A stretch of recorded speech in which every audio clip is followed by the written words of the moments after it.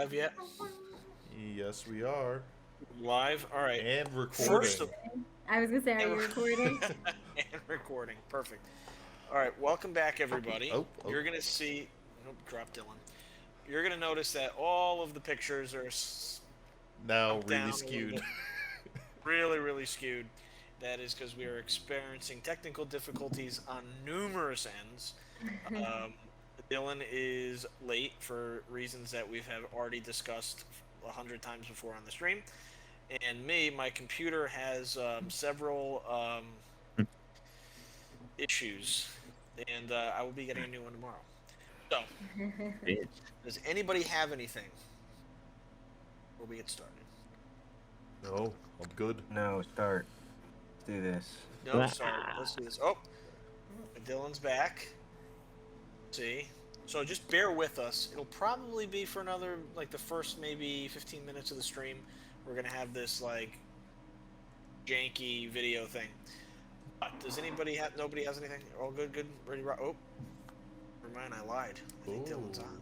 Perfect. I'm me Perfect again. timing. All right, perfect. There he goes. Oh. All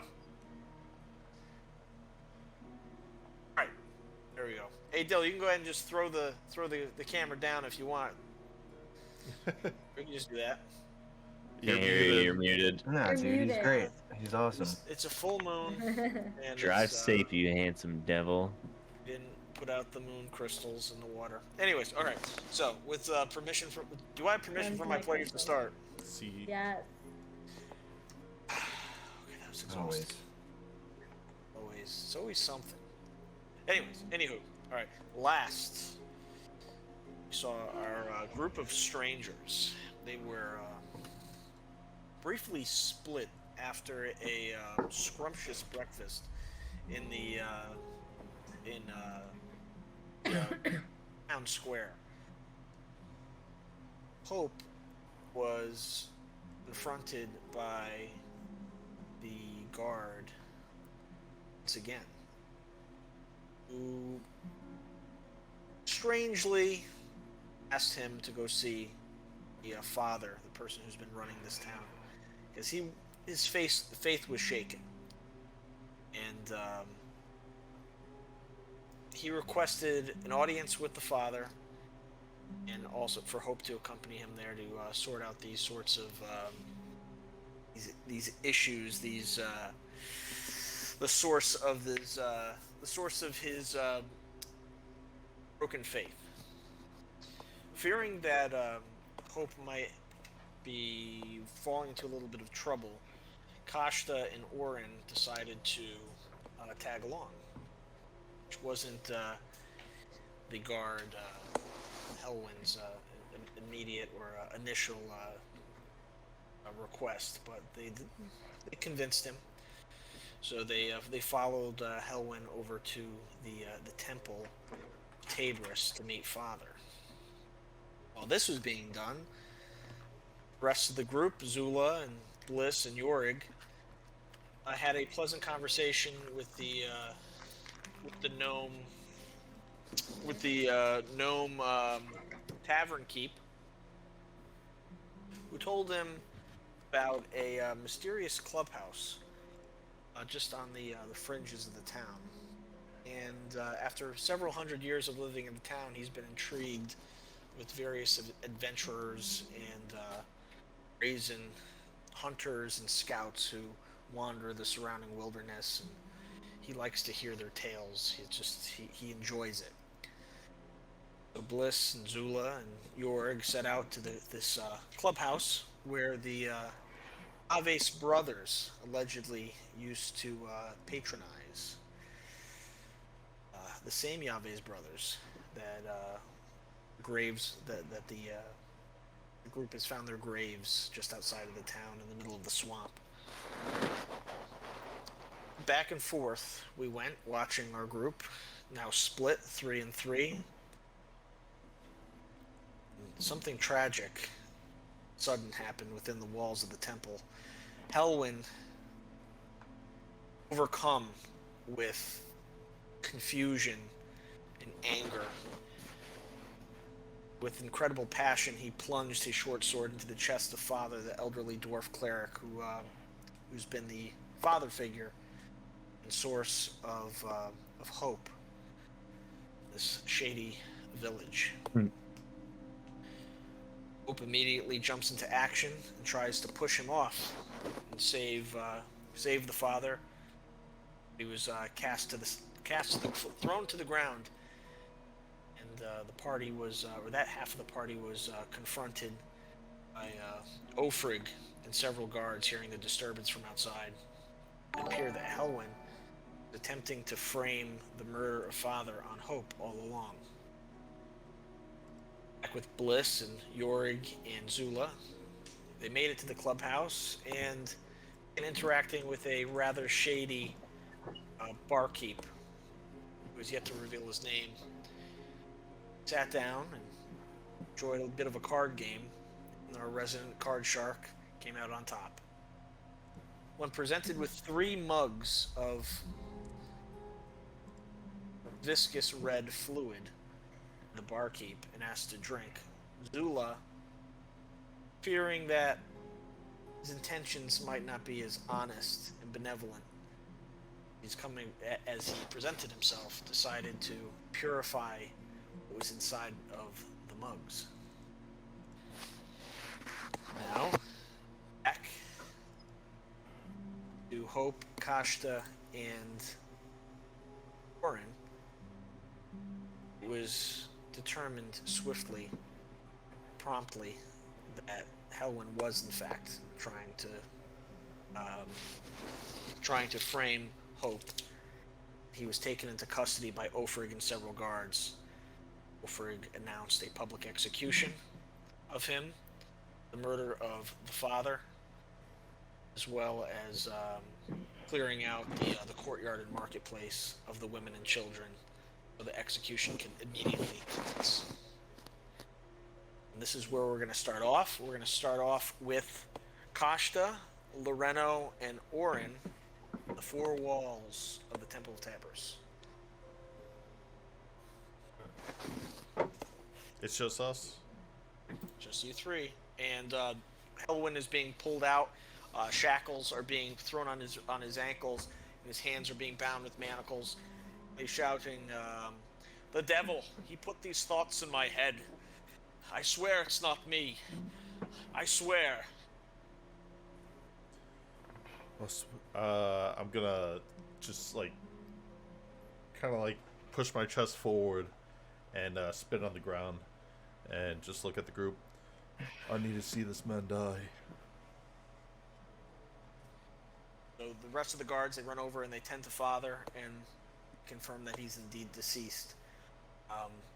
Cover him with his robes, and they begin to lock down the temple.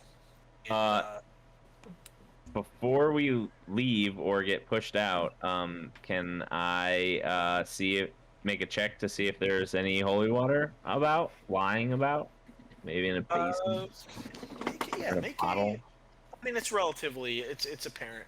There are 2 glowing basins sitting on either side of the altar. Okay, can I just casually fill up a couple flasks from my poisoner's kit? Sure, absolutely. Or priest pack, I'm sorry, priest pack. Sure, absolutely. Okay, should we roll for it, or how many, or do you just want to give me... We'll just say 3 vials. 3 vials.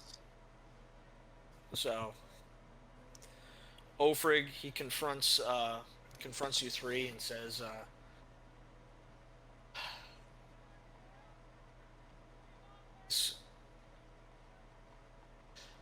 "I don't know what we're going to do. Father has been source of our hope. I suppose the burden of leadership until a new leader can be found, decided upon by the people, falls onto my shoulders. If you don't mind, I know this has been a traumatic turn of events for our recent visitors. Must speak to you following the execution of Whaelhaven. Don't mind. I understand your faith in our people has been shaken. But I assure you, I mean you no harm. You have my word as a man. I want to reach out my hand towards him to shake it. So he reaches out and he hesitantly, because he's just as surprised about everything that's going on, seeing these dwarves and these elves and tieflings and sloths. He reaches and he feels that your hand is no different than his. And he nods and he says, come with me. Do you wish to view the execution? Aye. And you're gonna make a great leader for the time being. And if that past that, Those strong words, and I appreciate it. He waves down two of his guards. He says, run through the town, sound the horns, and make sure everywhere, everyone, every nook and cranny knows what happened to Father. This is something that everyone should know. Find your finest stump. They'll serve as a flat chopping block for the head of our traitorous friend here. Right away. And several of them just kind of like they link together and they all run out through the door. For right now, we're going to shut the doors of the church. Follow me. Oi. I follow. I also follow. I too will follow. Trying to get in the character. So, at this point, we're going to switch back to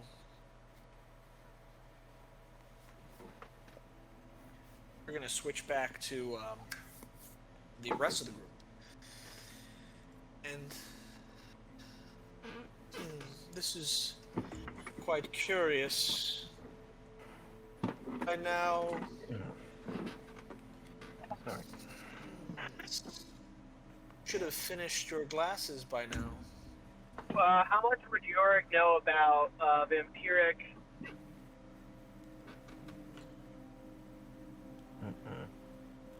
Pyrrhic. He wants to know how much about vampires he would know. About like their teeth, lifestyle, and stuff like that. I'll give you a choice of history or religion. I think I have a +5 or 7 on religion. I'm pulling Nick, up your pull sheet. my I'm pulling sheet up your sheet now. and roll. Nick, So what was it? check History or for religion? History You have or a religion. you have You a got a- higher history. It's a +5 or 7. 7. Yeah. Okay. Let's make it a history check. Okay. 17. So- I'm curious about like would I know their mannerisms and like behavior and like their looks, like what would happen when they first get infected. So, from your recollection, you're able not so much to know about the biology of sorts of or the habits of vampires, more so their culture, and their history from the region.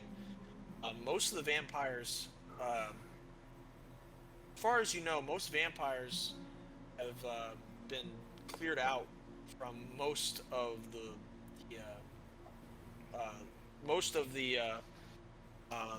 world, as far as you can tell.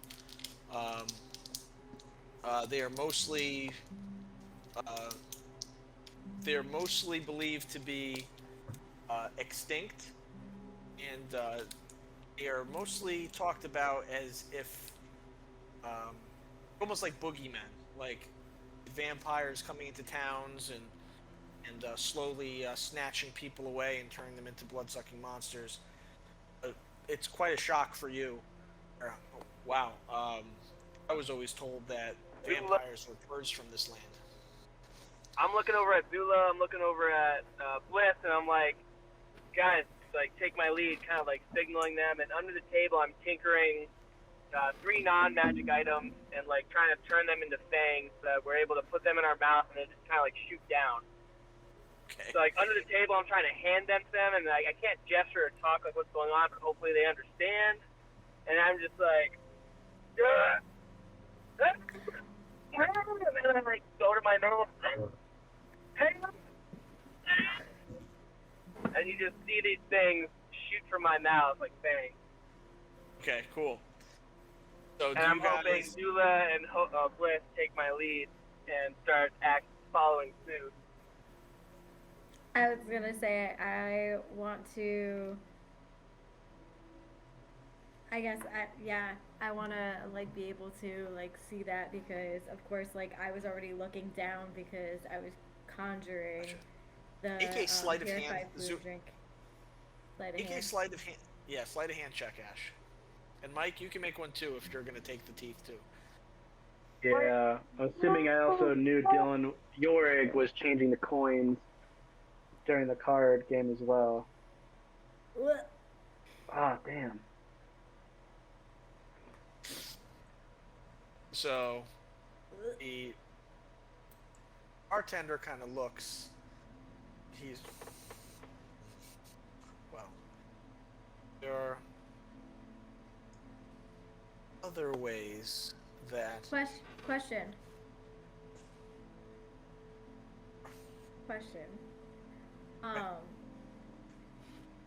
Would I? This might be a long shot, but would I be able to slightly wild shape into my wolf so I could grow fangs? Or is it all or nothing? That's all or nothing. You're looking for the spell of alter self. No. No. Okay, I was So thinking I could. bartender, he kind of moves his head and kind of like moves his hands around your shoulders, and he says, "Well, perhaps we might find another way of."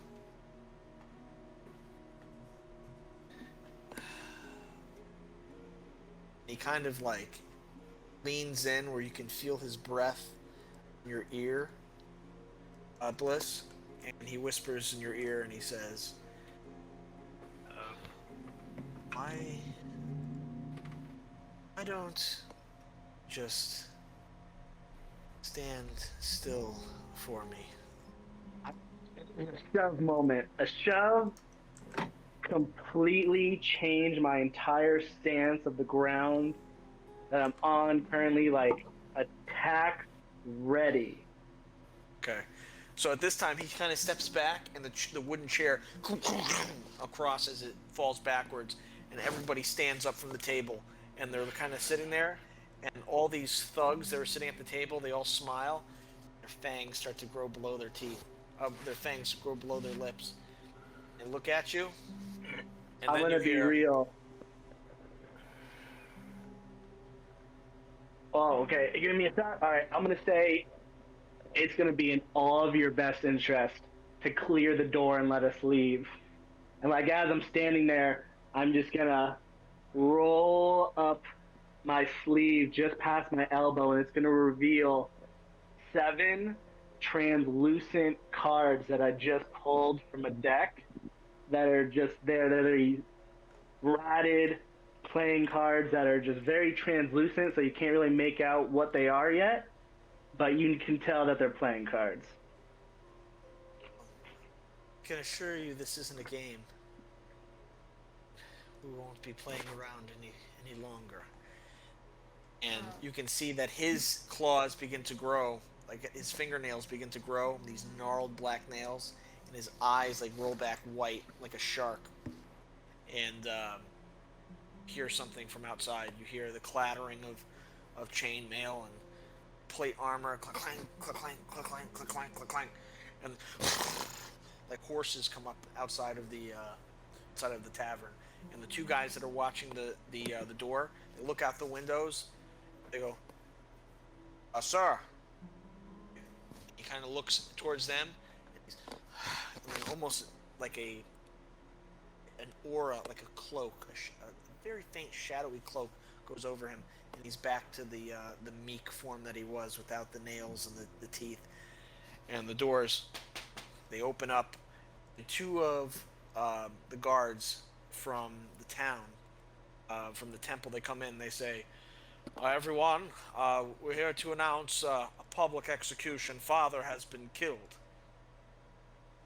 And the bartender is shocked, visibly shocked. Well, that's unfortunate. And he tells the several of the thugs that were in the bar, and tells the bartender. He goes, "Well, we must prepare a banquet for his honor of father. Surely there will be an event following the execution." We know nothing of that. If you wish to observe the execution, come with us. I am most certainly following that lead. Mm-hmm. Yep, I get up and I follow Bliss like very quickly. I'm picking up York by the back of his collar.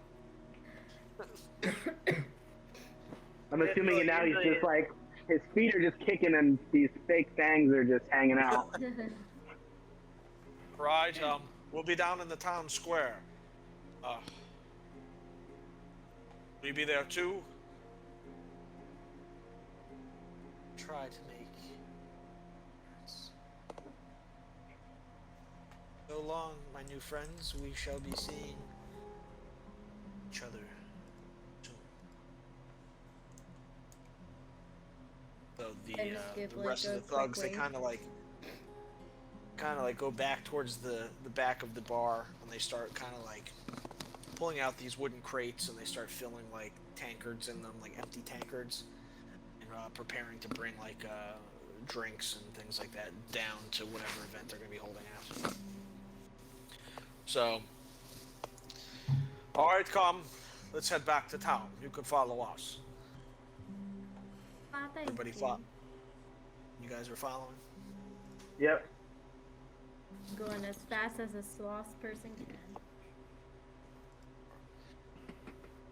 After a 20-minute walk or so, you find yourselves back towards the main portion of the village. You can see that there's a flattened square of like really flattened dirt. There's no cobblestone roads or anything. It's just really overly traveled. Like there's no grass or anything. It's just like all just dirt. And in the center is a large stump, a basket, a greatsword, and Helwyn is tied down with his neck over the stump. Frigg is standing above, and there's people trying to find their seats. And you notice that Kashta, Hope, and Orin are all sitting in these seats that have been positioned at the courtyard. Seats next to him. Do we see them? Yeah, you kind of see them like rounding the town. You see that they're walking with the two horsemen, Mm-hmm. and they're coming back into the center of town. They're being guided down there. I'd like wave towards them, like you know when you're at a concert and you're just like, oh, hey, over here. Yeah, you got a totem. For the execution. I got a 4-banger. I want to I go waddle over. as fast as I can over to.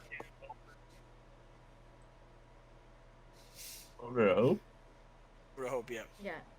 Yeah, I'm gonna walk over as well to them.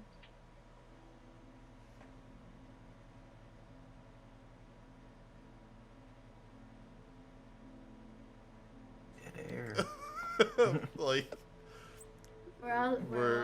what's we're going all on with that waiting. execution? Well, you guys just arrived. You just confronted each other. You just met back up. You're sitting down. You're waiting for this execution. You know,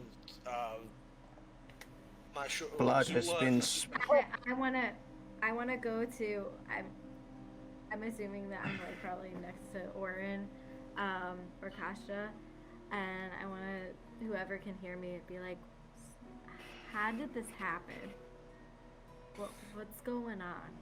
The blood of his it has been spilled in such a in a sacred place by his own guard. I saw it with my very eyes. It was horrifying. Aye, they tried to blame me for it. And once more they tried to blame the devil for it. Oh, sorry, tiefling. But it was truly Helwyn. He has gotten his emotions up in a wrap and stabbed his own father through the chest. A damn shame. The gods frown on us this day. Oh my gosh. Well- how are you guys doing? Watching Fine, that? thank you. Shaken. You too.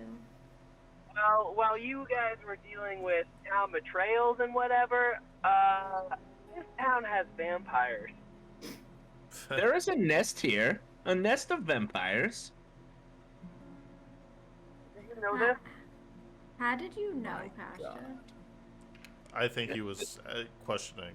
Like, Yeah. Oh, it sounded Like like exclamation it sounded point like question. He was like, oh, it sounded Yes. like he was like, oh yeah, of course. We all Yeah. know this. There's plenty of vampires. I made quite a bit of coin off them, actually. But whatever you guys did, thank God. Because we would have been eaten alive. They tried to turn us. What are they doing now? There's something sketchy going on in the Horse Siren, and they're planning a banquet afterwards. I don't think it's going to be good, but I think it's something we should check out later. A banquet, you I think say? What I think they're trying to do is I purified the water for us, and they seem very upset because I think something that they're putting in no the drinks right there, they're gonna try to turn everyone. Oh, well, at least she had no poop in her crate. That's good. This is not good. It is like poop in a crate. Thank you, Dylan.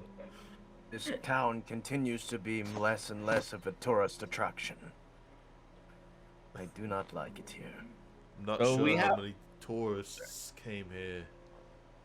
I was gonna Exactly. say they said that they haven't seen people in like 600 years. Well, So no it's wonder. definitely not a tourist attraction. Infested with zealots and vampires. I have to call their hospitality services. It seems like we meet another moral conundrum. We either stay and try to help this little shady town, or we lead them to the vampires. Well, there was something interesting that Norm was telling us when we were at the inn. Something with the Yaves brothers and how they used to be at this tavern. Rat Bliss? Something about the Yaves brothers, and so maybe there's something still One of the going on. Yavis brothers came there and was acting very differently after his stay, but I think we should stay and keep an eye and figure out what's going on. At Also- the mention of the Yaves brothers, I slide kind of the vial of blood out, and just kind of like hold it so the group can see it. So this was from the Yaves, brother.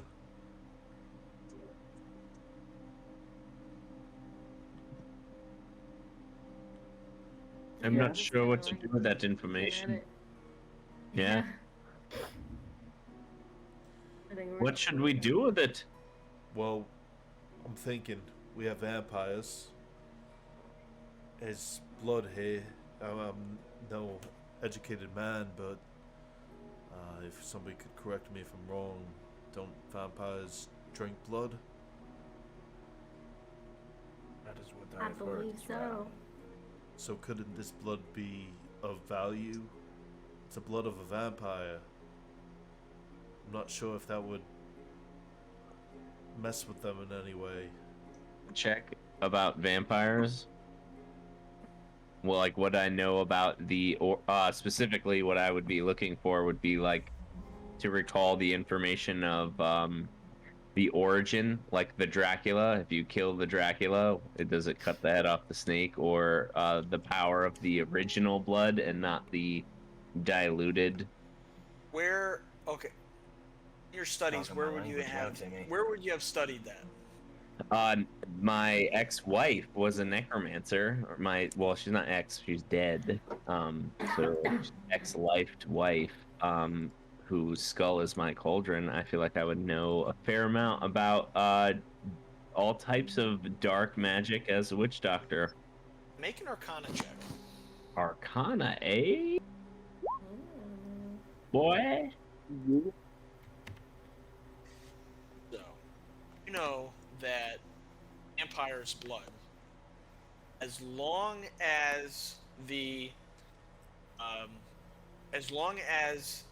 original vampire is still alive, blood will not decay.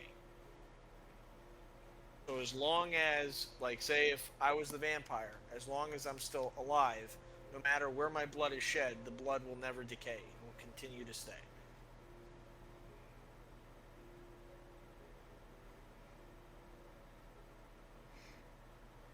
I would pass this information on to the holder of the blood. So, this means that this Yavis brother isn't dead. It does appear this way. Could we use this information? I don't see how at the current moment. We don't know who or where he is. But what about these vampires? Would they be interested in it? They might, but is it worth our time to get into an altercation with a vampire nest in this shady town where they don't want us here anyway? True. Just a This thought. tavern, guys, it was way on the outskirts of town. People look at you differently once you start walking that way. Did you notice anything of value inside? A There? back room? A I basement? didn't get An that attic? close of a look. Hmm. But So at this the time, temple, the father's gone. What resides in the temple? It's locked up. They did close the doors, yes. And weren't the Yavis brothers dwarvish? Could father have possibly been the third Yavis brother? Kashta, I think you're onto something. I knew he was the drunkard that the innkeeper was telling us about. Maybe. By the gods. That's so interesting. Wow. The barkeep at the tavern did seem very interested at in this time, attending this the execution. guards are like blowing these loud horns,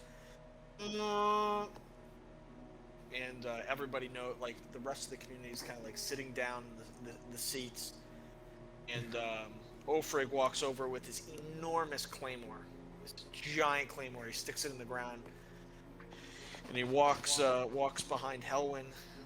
You notice that the background, your friend from the clubhouse and several of his goons are pulling a cart down towards behind him. Like, if he's talking to the group, like maybe a couple dozen feet behind him, like they're just like walking by in the background. He says, I'm sorry that we're all here today, but I must make a horrible announcement to you all. Father is dead. He was felled at the hand of our very own Helwyn. He was killed in cold blood. Don't know if this was madness or coercion. We will be looking into it. We will have an honest answer soon. As for our guests, some of you have seen them. Crimson skin, mossy coat, short stature, pointy-eared. One of our brothers as well, outside of the village, speaks our tongue. Treat them like you would treat any other guest in your home, at least for the time being.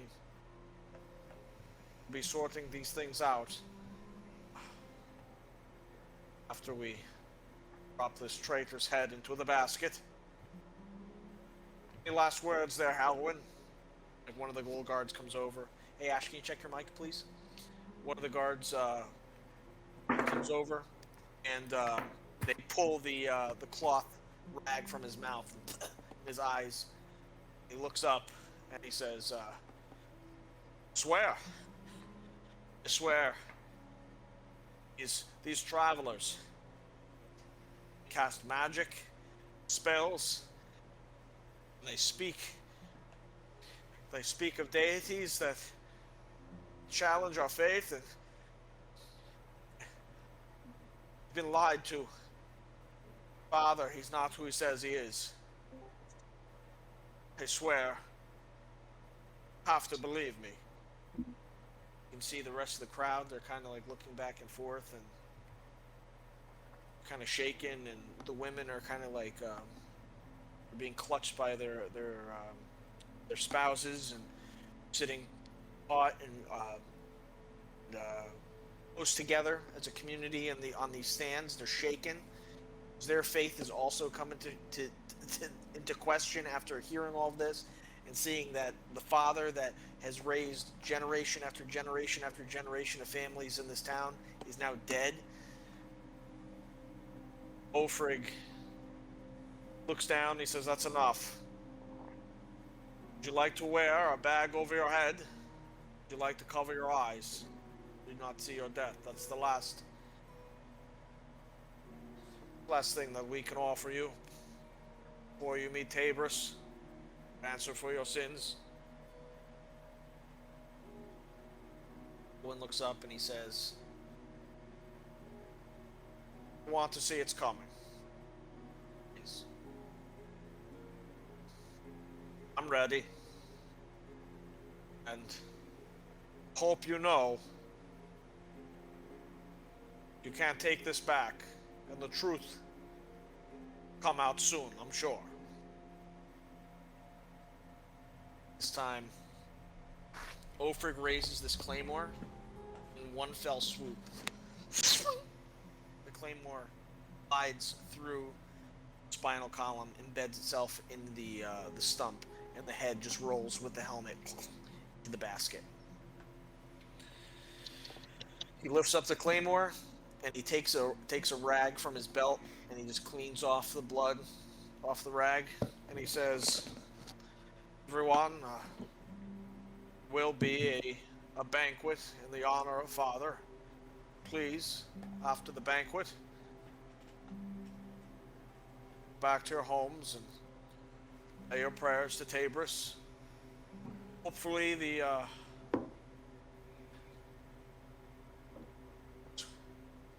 wailing aspiration, this wailing ghost, whatever the spirit is, remains outside the walls of the village." So at this time, he looks over, and you can see the bartender, the tavern owner from the clubhouse in the background, kind of setting up a table, all these sorts of things. He's smiling. He's kind of nodding his head, and the guards are there helping him. He's like talking to one of the guards. He's talking over here to one of his guys, and they're just loading out like food and drinks and things like that. Let the celebration of the life of Father begin. How close are we to the food and the drinks? So it's like kind of like off in like just around the corner where you have to like lean and look. More visible from where Ulfrig is standing, because he's standing in front of you. You can hear all that stuff. All that stuff being set up. And Would are soldiers like, or are the soldiers like starting to go up there? Is it like a custom They're helping. right now that people are... So you have soldiers lined up, and or the guards lined up, and you have guards that are helping this the guy from the clubhouse set up all of his tables and line up drinks and things like that. They're kind of just like all helping. I From- want. And you, I was- sorry, one last question. And you said from the clubhouse, not from the tavern, or these are the same people from the tavern? These are the people that you, Bliss, and Yorick just came from. Came down from the clubhouse, so, and they're setting up a banquet table with drinks and food. perfect. Okay, I want to go up there since I see that people are helping and just go up and be like, oh, I want to be of service, and start helping set up the drinks and food and whatever I possibly can touch. I do purify food and drinks again. Okay. I want to also Let Hold on one second, kind of. guys. All right, go ahead. What do you say, Nick? I was gonna say Zula went off, but I want to quickly just pull the rest of the group because they described the owners to us, right? You guys did. yeah, I mean, Yeah. to some degree. Yeah, Jordan. Based on your description, could I assume that these guys are them? I was just gonna tell you guys as she was going over anyway. I was gonna be like, "Yo, those are the guys we were talking about." Oh, So perfect. Because then I would be like, we're already wanted in this town. I know what Ulfric said was to treat us with, the same respect, but we can't go around doing anything in the open here. Yeah, I just Especially not if all of the townsfolk are about to be turned to vampires. What time of day is it right now? Yeah, I basically want to act like I'm like doing a good deed and helping, but like while like, is that possible? Like while I'm helping setting up, that I could like do like how I did under the table and like set the spell for purify food and water, or purify food and drinks. Like on the cask. Purify the whole cask in one shot. Yeah, just purify like. Well, that's what I was saying. The table, like if I'm by the table, it's within 5 feet, a 5 feet sphere that I could purify. We gotcha. And now, after like Hope says his whole speech, like guys, like play it cool because people are still after us. Hope, you gotta realize, people stay away from that tavern, and now they're down here to feed everybody like it's nothing, and everyone's willing to go over there. They're gonna pull something. You don't understand what we went through in that tavern. They're out for us, and they're out for this town. Should we leave them to their own devices and escape while they are feasting? I'm gonna ready my silver spike under my bullywug cloak. Like I'm just gonna have it ready for some quick shanking, just in case. Could I take a role-playing turn? While you guys are doing that, I'm gonna go over to Ulfric, and I'm gonna be like, my condolences for your loss. May the All-Being take him and spare him of too much of his sin. Now, you say that he is going to Tabris. Yes. Now, I have been a devout worshipper my whole life, and I have only prayed for simple things, and yet in all of my scriptures and all of the books that I've read of gods and deities, I have never heard of this Tabris before. Tabris is beautiful, all powerful, distant, growing more and more so every day and every night. I fear that our connection with her has been severed with the death of Father. Please may request from you and your friends spend at least one more night within the walls of the town and help me protect my people. Surely would put their minds and spirits at ease, knowing we have some friends within the walls and the gates of the village. It seems that you might have just as many enemies. if I might be so bold to mention. It seems that maybe the Tabris has not been the right god to be worshipping. It seems maybe that there are people at this feast who do not share your nobilities. You don't say. Speak more. It might be, and I am certainly not one to quote on this, but it might be that you have a vampire infestation. The most unholiest of marks on any village or city. That's a bold claim. Funny one, even. Serious. This is no laughing matter. Well, if it is true, however unlikely, perhaps we speak away from the rest of the people. Reason to frighten them any more than they actually are. I suppose. At this time, I need Orin to make a wisdom saving throw. Who?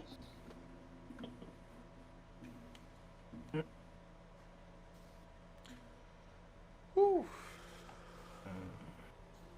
I am in fact wise. Nice. As you hear this, just hear this gentle voice just like carry across the light air of the village, just gather in your ears, and it's almost like small bells, like angelic bells just ringing in your ears. And you turn to your right, and you see a gorgeous woman who is just telling you to come over, and she's giving you a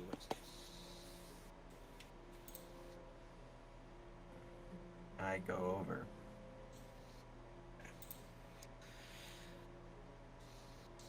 Do we see him says- walk over? Okay. she's wearing fine red robes with green accents and a white collar. She's blonde, and she's very beautiful. And she talks to Orin, and she says, or quite, and you can see she's blushing. Very handsome. And she kind of reaches up, like almost like pulling her hand away from she wants to touch like your chest or your shoulder. She's, I couldn't help but overhear that you're going to be remaining in town and helping us through these troubling times. I want to say that if you'd like to prepare a spare room at my home where you could rest those heavy eyes and broad shoulders. Oh snap! Yes. I would like that very much. She smiles, and she has these. As you look at her, you can see that everything about her is just like divine. She has finely crafted jewelry, and you notice that she has these along the backs of her collar. Like you can see that it's just like these feathers. Just everything just woven together with feathers and fine silks. And she says, thank you. And I live right up the road and have the tattered red awning in front of my house. You can't miss it, with the two lanterns. One is broken on the right. Haven't had a chance to fix it yet. Perhaps you can help me with that. Perhaps. Cool. Well, I'll be going now, and I'll see you later. And Your name? Orin. Orin. Dog. Handsome name. What is your family name? Is it as strong as your first name? As your given name? Oh. It is at this time that I sort of snap out of it a little bit because I seem to remember in the echoes of my mind that speaking your full name to a deity that you just met might be a bad idea. She says, Katie, I'm flattered. Well, I'll be seeing you later, Orin. She kind of just like walks off, swaying her hips back and forth. She walks towards the direction where she said her home was. At this time, Frigg says, all right, everyone gather around and take your seats around the banquet table. You, guard, grab the basket and dispose of recently departed. You see the guys that come over and they're like grabbing his legs and his arms and they're just walking him away, and they have one guy has the basket and he's kind of like, oh, it's like just dripping. You hear that just like Yum. the blood just dripping from the basket on the ground, and they're pulling him away. And out of nowhere, you hear this shrieking howl, coming from all directions. Looking up, you can see just like swirling, several figures just swirling in the air. These like dark clouds of these wisping, just winged beings, just like whipping around in the sky. And you look up, and they're just letting out these vicious screams, and you can hear like the clattering of teeth and like gnawing and gnashing claws. And as they swoop down, the sound gets louder and louder. And it's replaced with the sounds of these claws just digging into the shingles of the roofs around you. You see these naked women with dark gray, white, feathered wings, and their feet are like the talons of hawks. They just begin to laugh and cackle. And one swoops down, and grabs the head right out of the basket, comes up, just drops the head down. Everybody just starts screaming. All the town folk, they start screaming. The table flips over. These creatures are swooping down, just picking people up by their shoulders, unable to really lift them up, just dropping them like 15 feet. Like the people are just falling over the tables, the chairs. There's flowers, there's drinks, there's everything going everywhere. I need everybody to roll some initiative.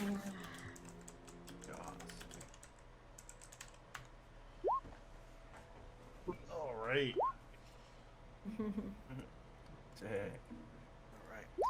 right, and I'm going to go from the top of the order. Orin. Not Orin, Loreno. Just Damn, rolled a must, 17. What is it, 17? 17. Jorg? 10. I'll make Jorg a 10 for right now. Kashta? Nat 20. Ula? 11. Orin? I got a 5. 5. Bliss? 6. 6. Really, a 6? Yeah.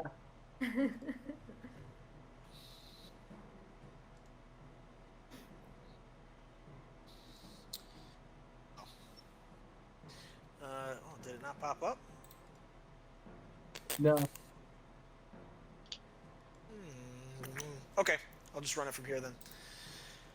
Strange. Right as the battle starts, coming down from around the corner, whipping down, you see another one of those winged creatures just land on the ground and they stand up, rearing up, very, very tall. Not once they're not crouched over, stands up really tall, and their wings, it's almost like a cloak, just points towards Orin, And I need Orin to make a wisdom saving throw.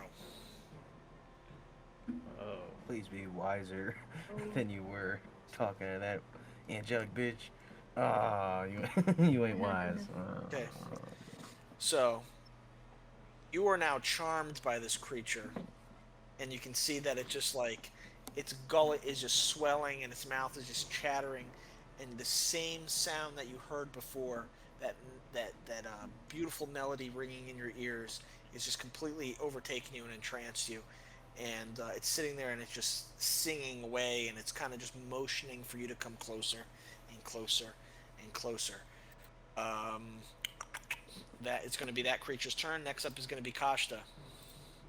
Okay. Do I notice that this creature is angelically singing to my friend Orin? It's like 80 feet away. Yeah, I would In say. I would in say my no. head, I just hear the jump in the line, rock your body in time. Okay, I believe you. And I just like literally mambo dancing like my way over there. Okay. You notice, Kasha, you look up and you see this two smaller of the same creature up on the roof to your left, and then two more on the roof to your right. Okay. On my right, I would like to cast Flaming Sphere. Casting time is 1 action with a range of 60 feet. In an unoccupied space of your choice within range. A 5-foot diameter sphere appears in unoccupied space of your choice within range and lasts for the duration. Any creature that ends its turn within 5 feet of the sphere must make a Dex saving throw. The creature takes 2d6 fire damage on that failed save, or half as much damage on a successful one. How big is it? 5 feet. 5-foot sphere. Okay, gotcha. Right, So you're gonna... right in between the two, because they're like 5 feet apart. Right there? Okay, gotcha. Both of them need to make a dex save? Yep. Okay. See what the dex is at. The dex is... Okay. This is going to be for... First one. That goes off my spell save DC, right? Yep. Yeah, that one passes. Damn, they both pass. So they just go... And they kind of just flap away. And they just Okay. move instinctually away from the heat. Okay, so as a bonus action, I'm pretty sure I can move it. I can move the sphere, directed over barriers and pits. It ignites flammable objects when not being worn or carried. I guess that you can wear it, I guess. That's pretty cool. And it sheds light in a 20-foot radius. So I'm assuming what kind of roofs are these? Are they like thatch roofs? These are a mix between like clay shingles, thatch, like underneath the shingles, like it's... Will it burn? If left there long enough, it probably will. Okay, is there any area exposed that I notice right away? Like maybe along like the gutter area, like the lip of the soffit? I guess you can see that there's thatch and straw and things like that, like matted thatch underneath the shingles at the edges. Okay, so as a bonus action, can I make it light the whole roof on fire, or start to, Sure. put it on the kindling? Sure, we'll start with that. Let me see how we're gonna do this. To roll for space that lights. That would be pretty cool. I'm pretty sure that's my turn also, because that's an action and a bonus action. The only other thing I have is a movement. All right. Okay. Next up in the initiative order is going to be Ope. All right.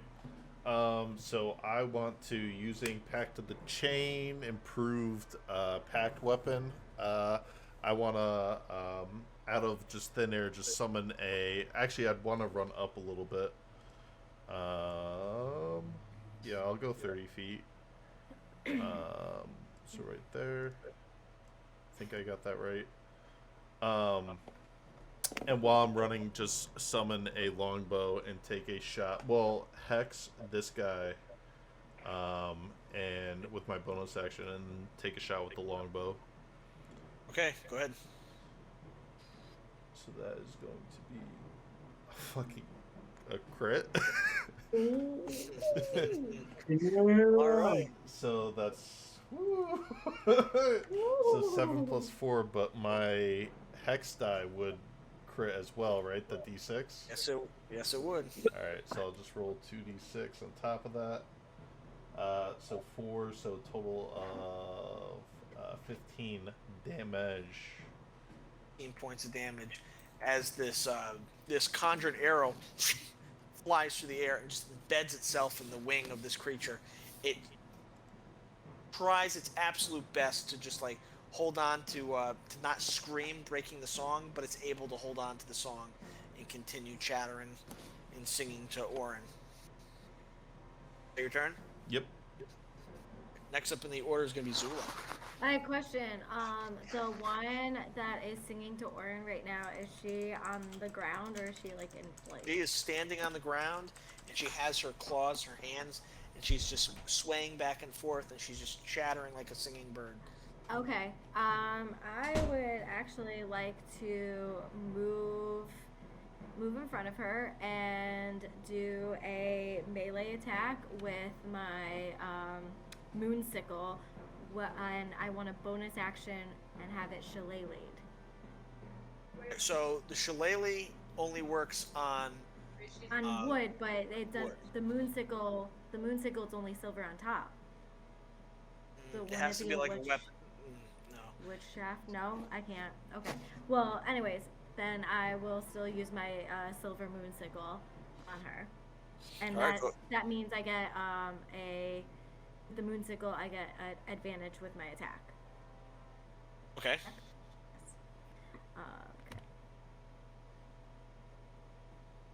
Okay. So. Okay. 20 hits, Does either 2 slash. hit? Yeah, 20 hits. Perfect. 2 slashing damage. Slashing damage. Awesome. All right, is that your turn? And I am going to take action to move slightly back right here. Yeah, that's Okay. It is going to make an opportunity attack and try to slash at you with its claws. Can I do am I able to react to that at all, or no? I'm Nope, still you charmed. are You're trans. you're charmed. Oofers. So +6, 3d6. Fine. 20 hit. Nope. Oh, actually, armor class, duh. Yes, it does.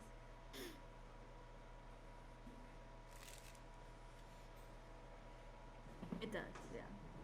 9 points of slashing damage. Oof. Okay. Oof. Where did It's the card player go off to? I'm sure he'll be back. He'll break. Okay. Next up in the order is going to be the creatures. And they are all going to swoop down.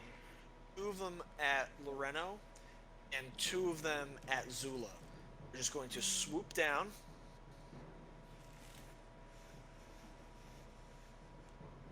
They're both going to make attacks against you guys, and that's going to be... Okay, that's going to be plus... I'm sorry, disregard that.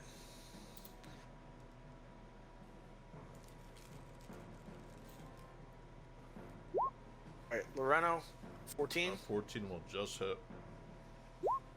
22. That will hit. Ash, a 9. No, that will miss. A 9. That will miss. Okay. So, and they both have multi-attack. So, so more hits for Loreno, 12. Probably. Nope. Got you. Thank God. And a 4, and then one more for Ash, an 8, No. and a 7. Nope. Alright, so how many hits do we have? 2 against Nick. I think Yes. Lorena just 2. Yeah. Two hits. Just those. Alright. 7, and then 6. Oh, wow. Okay. As these creatures just start slashing, and they begin to fly away back up to their perches. If you guys want to make opportunity attacks, you can. Oh, absolutely. hell yeah. Yeah, oh, definitely. I unsummoned the thing and short sword right back out. I am still holding on to my moonsicle, so I definitely want to go at them with that, with slashing. Will a 10 hit? 10? Will just miss. Damn. Alright. Dula? Yeah. 6 will not hit. Ofrig is going to make... Oh, just one of them. Ofrig's going to make a attack with his claymore. It's going to be a 9, which is a miss. Alright, next up in the initiative order is going to be Yorig. Dope. Seeing what just happened to Hope. Yorig is going to hold his action, and he's going to take cover behind one of these stanchions here. Why? Why am I taking cover? So Yorig is going to hold his action, or he's going to he's going to hold his action for his next turn. Next up in the initiative order is going to be Wait, Bliss. can you hear Fuck. Dylan? Dave, can you hear me? You can't hear him? He was saying stuff. I can't hear him. I can I've hear been him trying. fine. I realized that because I've been trying to talk to you and you've just been ignoring me. Now I understand why. You should both Maybe refresh. reconnect, Dylan. I'm going to refresh real quick. Oh my god. That was pretty funny. I was like, what? Hey, Dylan was ready his turn. I thought he was trying to Yeah, I noticed that metagame. too when he was like, That's what time when of he day was it like, was. what time of day it was. So- And he just totally ignored me. Yeah. Can you hear me now, Dave? I couldn't yet. Now I can hear you. You're good. Bro. I can hear everybody. All right. So, all right. Oh my god. Yorig, you're up. I get a turn. That's cool. Go ahead. I like Nick's face when he was like, wait. You guys could have let me. I'm like looking through my pockets and I like, oh sweet, I have a sundial I thought watch. it might have been an effect, you being like, oh, he was charmed. And I was like, this is odd, but okay. So York's just rolling up his sleeves, and I got a sundial watch on, so I take my sundial watch off and throw it towards the two demons that are on the perch that attacked Hope with... Let me cast this right now. Bam! Why does this never roll the damage? I mean... You gotta make a ranged Alright. spell attack. Take a range I spell know. attack. Alright, I'm just gonna roll the d20 for it.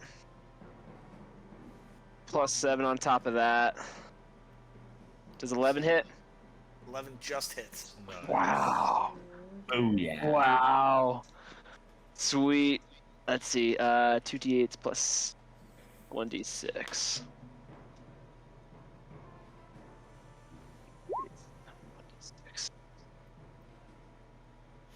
Okay. 2d8s, 1d6. I'm gonna throw it at. Let's make it fire damage. Fire damage. All right. So just any one No, I'm going for the one on the the one on the left. on the left. Okay. So what's total damage? 19. 19 points of damage. You just see this giant magical mass of just flame just arc like a mortar up to the thatch roof. And you can see that its feathers are starting to singe, and it's flapping just above, just above the roof of the building, and it's just trying to get its footing. You did a significant amount of damage to it. All right. All right. You have anything else? Yeah, for a bonus action, I just want to yell out, "Don't hurt my friend, you blood-sucking mosquitoes!" Okay. All right. Next up is going to be Bliss. After just watching those things move from the perch rooches down to the center, back to the roofs, really hoping that I'm gonna time this just right. So I'm gonna take my action. Where is this?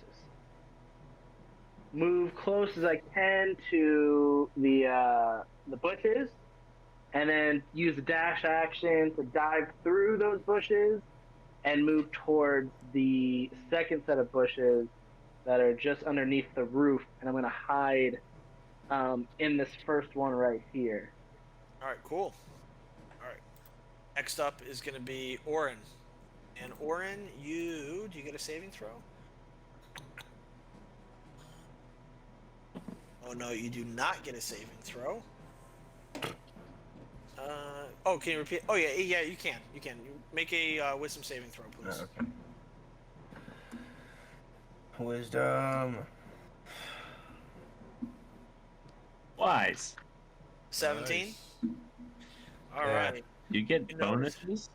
You shake Okay. you shake your head, and you look, and That worked. you see the image of that beautiful woman in front of you just begin to fade, and you just see this like hag-like long-nosed witch creature with these long nails and billowing wings.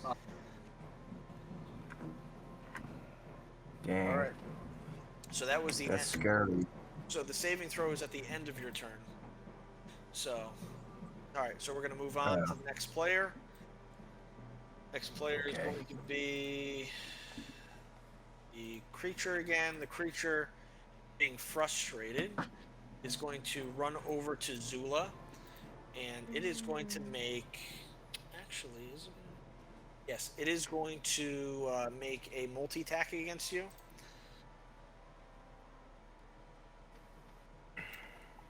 One, two. Well, a 9 or a 13 hit. The 13 hits, not the 9. Okay.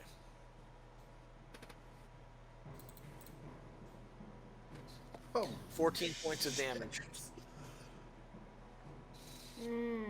Yummy. All right. So at this point, it's going to fly back up onto the roof. Orin and Zula, you can each make an opportunity attack against it. Oh yeah, I definitely will with my whimsical. Can I do a spell attack? No, it's got to be a weapon. Less than a 7 won't hit. Nope. Yeah, I mean, I don't really have any weapons that Your hand axe. range. You No, have no, your no. axe? You're hitting it I- before it leaves. Yeah. Oh, okay. Yeah, but I hit him with my ox.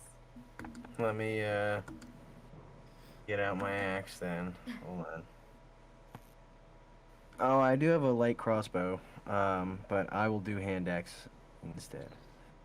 I swing it and I go, yeah. Oof. And that is a miss. All right. That's Next up in the order is going to be Oh. Kashta. All right. And at the start of your turn, before you get started, the flame is beginning to spread. Just about to ask about that. Okay, as I see what happened to my friend Hope, or Loreno, and I don't like it.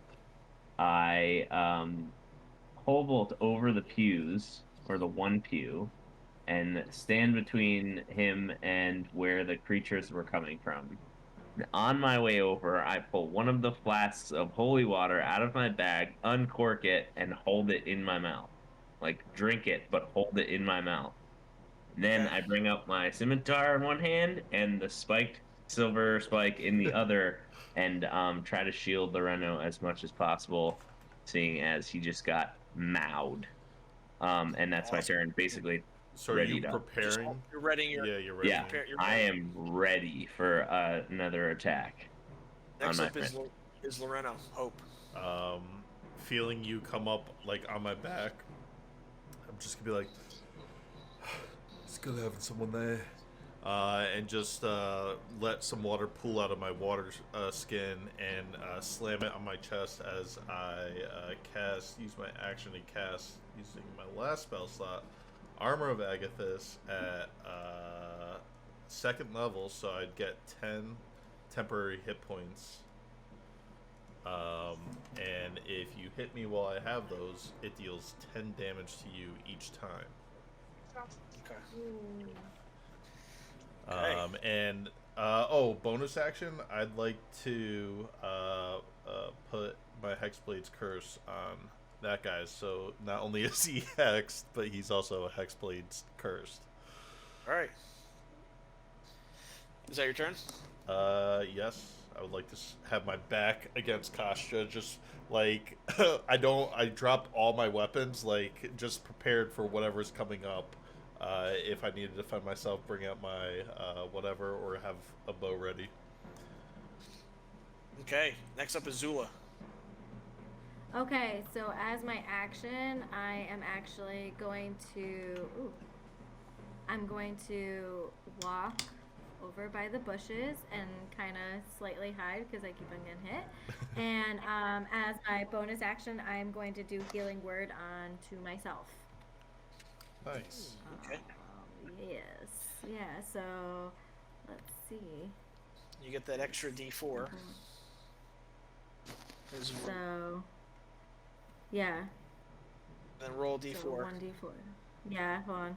Get this. Okay.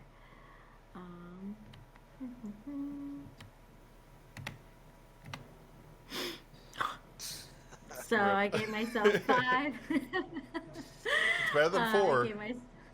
Yes, I gave myself 5 extra points with the Healing Word, and like I said, I am just like chilling in this bush at this moment until I can figure out my next action. And Okay. That is my turn. All right. At this point, like these two creatures are gonna fly down. One at Kashta, and the other one at Ofrig. One is gonna attack Ofrig.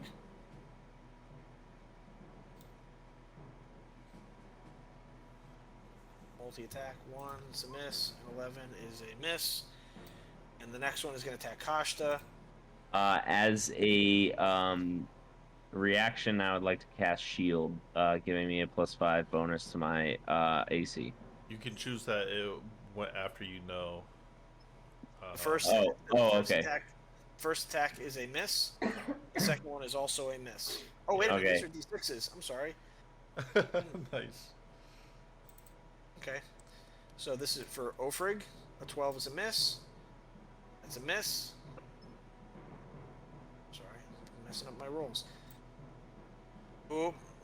Yeah. Kashta. Definitely casting Shield as a reaction. Will it block it? No, Not a it won't. crit.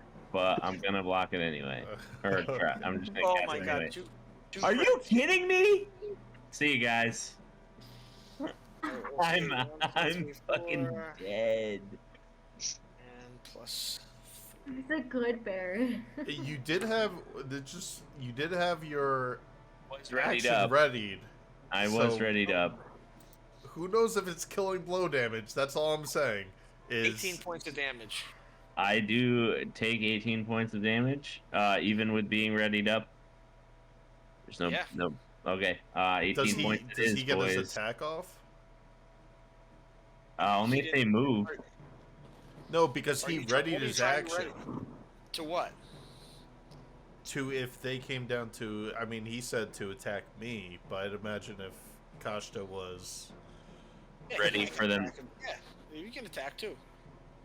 I can attack when they come in and if they leave? Well, you used your action last turn to ready that action. You gave a trigger, and the trigger just happened.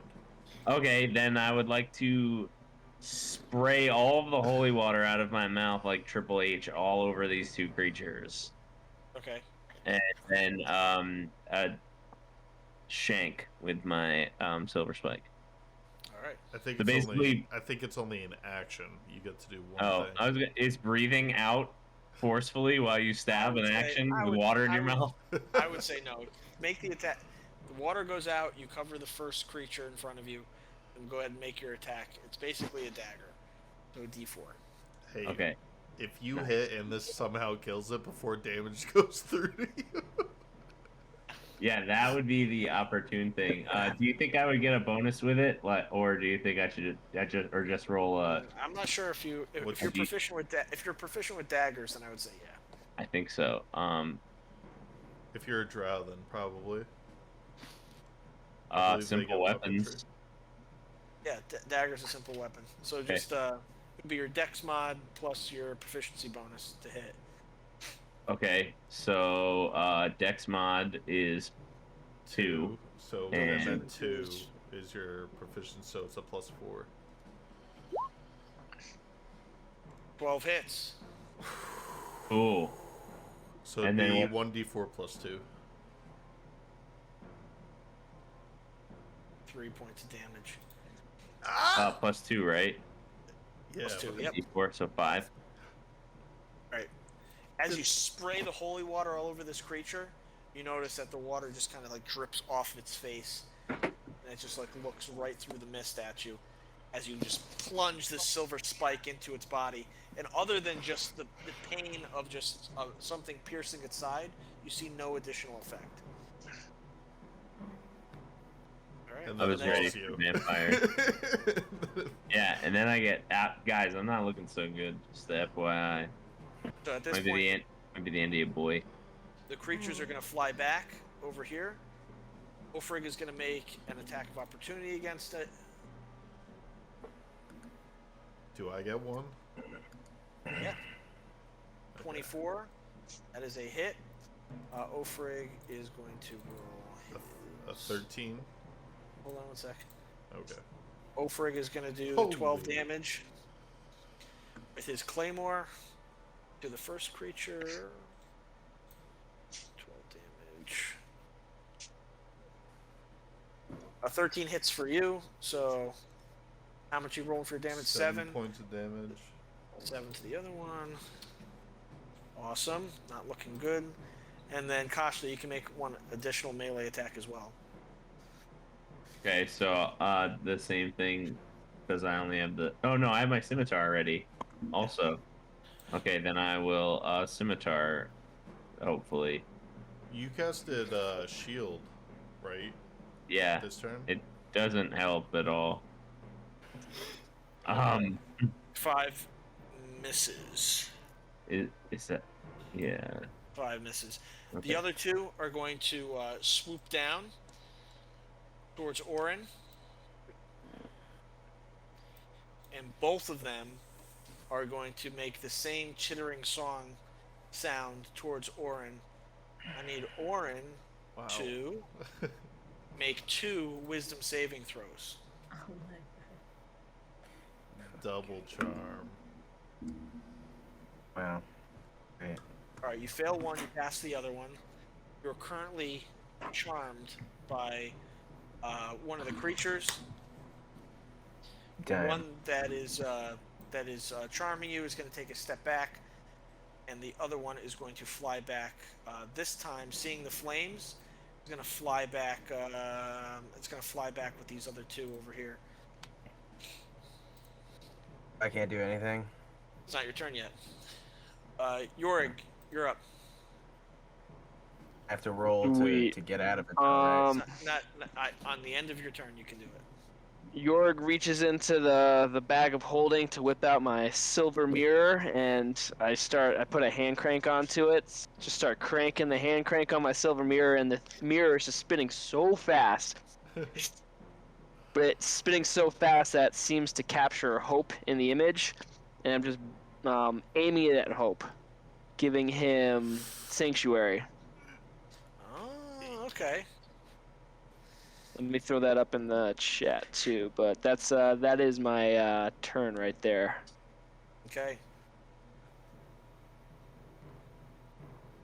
Yeah, throw it up in chat, cause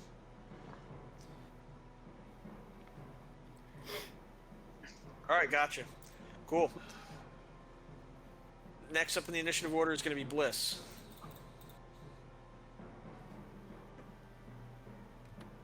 alright, card shark.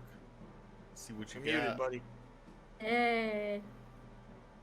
Mike, you're muted. Alright, damn, I thought they were going to return back to the same perch. Anyways, I'm going to first move into the bush where Zula is also residing, and I'm gonna hide out in there. And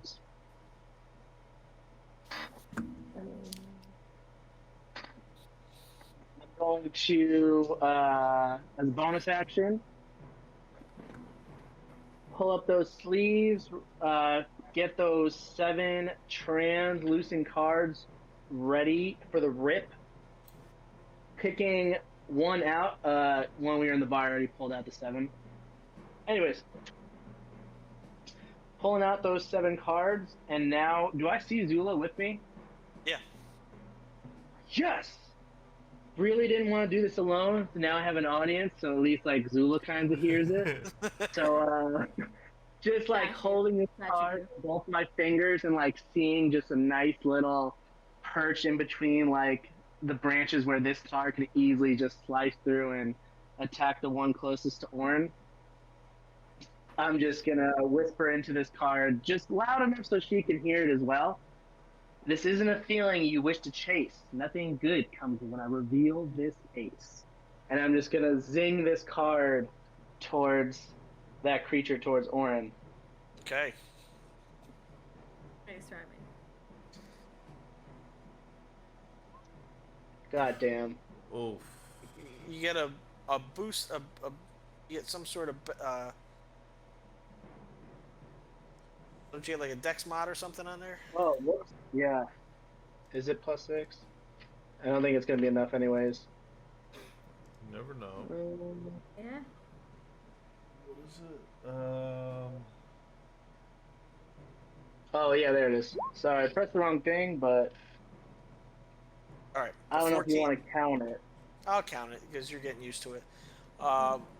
14 is definitely a hit. So this is a bonus action. So you can throw, you can as a bonus action you can throw the card. Then you can run up and stab it if you want with your dagger. It's my speed to walk, so I had to get there in the first place. Gotcha. So deals 1d4. Number on the card. Jack's 11. Ace is a 14. Or make the roll it. So okay, gotcha. Oh, Dude, max 4 plus damage. 14. points Dude. of damage. 18 points of damage.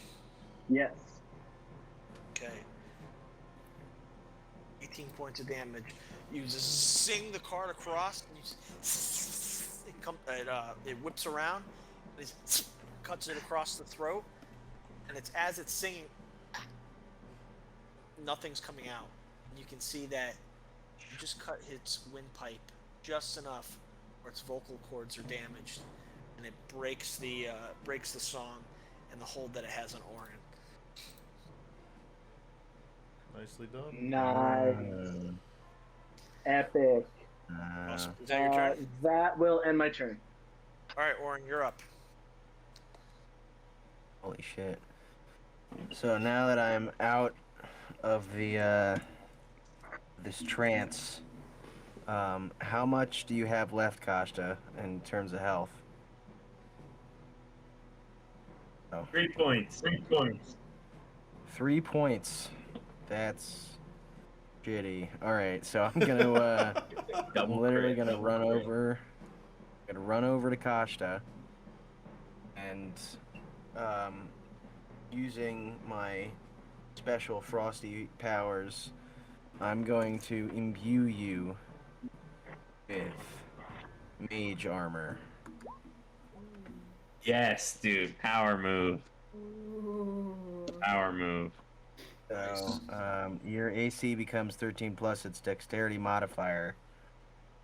Okay, so I still have I'm still shielded, right? Yeah. Yeah, so my spell save is 20. Or my Your AC? armor class is 20. Damn. Nice. How long does shield last for? Until the 8 end hours. of hit. No, until his turn. Oh.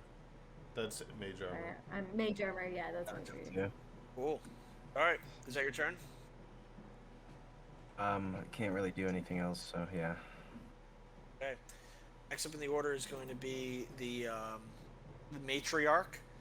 She's going to fly down, and she's going to look towards Ulfric, and she's going to make him make a wisdom saving throw.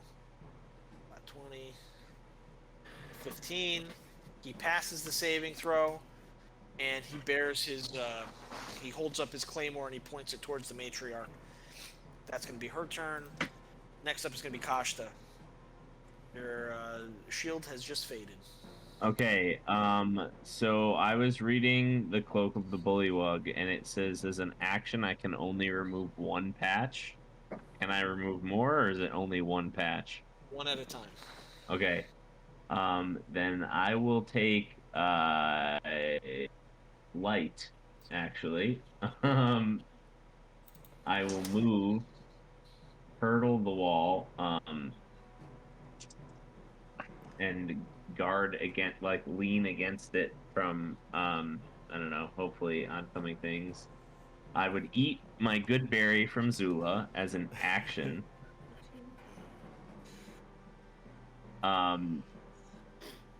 Which I can't remember how much that gives you back, but I will. One hit One point. hit point. Okay, 1 hit point. It might be the deal breaker. You never know. And then as a bonus action, I would like to move my sphere of flame in front Right here? of me. Yeah, so I have the burning building on the right, the wall on my left, and the sphere in front of me as, like, defense. And I gain 1 health point. And what are you going to do for your action? I'm going to pull a patch off of that cloak, and I'm going to... What's the distance on it? I don't know. I was just going to put it right next to me. Like, You throw so I this have... patch. You throw the patch, and a giant frog just, like, comes into existence.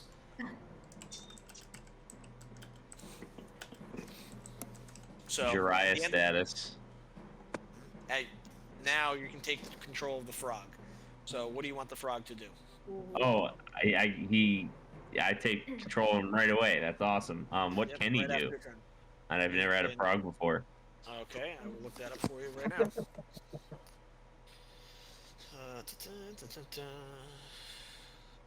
What if I cut off one of his legs and throw it in my burning sphere and eat it? Do I gain health points back?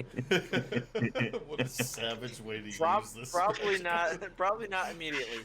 Dude, he has a 30-foot speed.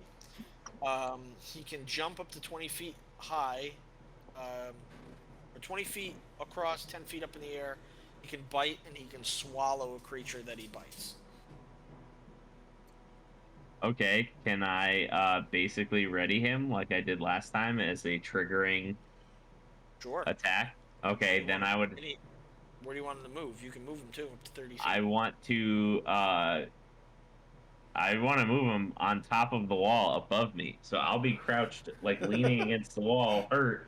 He's perched on top of the wall, ready to jump 10, 20 feet or whatever in any direction and bite and swallow anything that's coming at you, boy. You got it. All right. So next in the order is going to be Hope. All right. After seeing that Kasha was able to kind of make it out of there and looking at Orin, he's like, just giving him that kind of nod, the ode to the last session when you said that you would like to get to know me in combat and whatnot and be there on the battlefield. I dash up with summoning the 2 short swords to my hand and dash up against this thing, coming in for 2 attacks. Okay. Alright, so this is going to be main hand. Oh, with Miss. the natural 1. And then... That's a hit. Alright, so that will be 9 points of damage plus the d6 for 4. So 13 points of damage, baby. You can see the creature is, as you slice it, it tries to duck out of the way. It catches its wings, and you can see the feathers just fly up in the air, and it is not looking very good. Next up in the order is going to be Zula. Okay, so while behind the bush, I am going to just crouch down, holding my moon sickle, and I'm going to put my head on it. I'm going to put it down once, and I'm going to summon my Straw Stalker. Oh, damn. That's so cool. So imagine basically the Pumpkin King from Nightmare Before Christmas. That's what this guy looks like. Now, is that my action, or can I actually have him attack?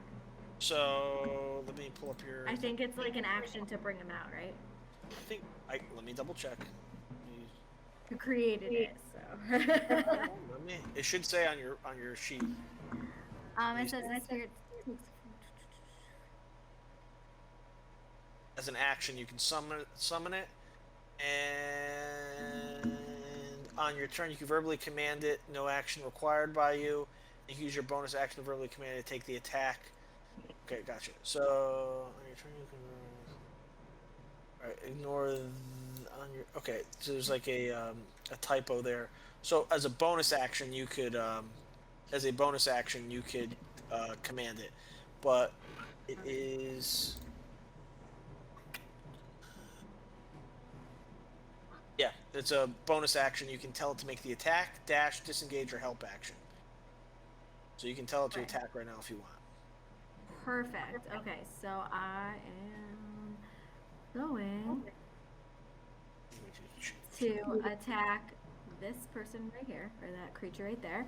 I am going to have my Scarecrow make a multi-attack with the 2-claw attack action. And then after this, they need to take a wisdom saving throw, or like pass a wisdom saving throw, or be frightened by their Scarecrow.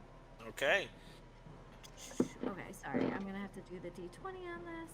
So sorry, I have all these tabs with my Scarecrow. 3 attack plus 3 to hit. So 2.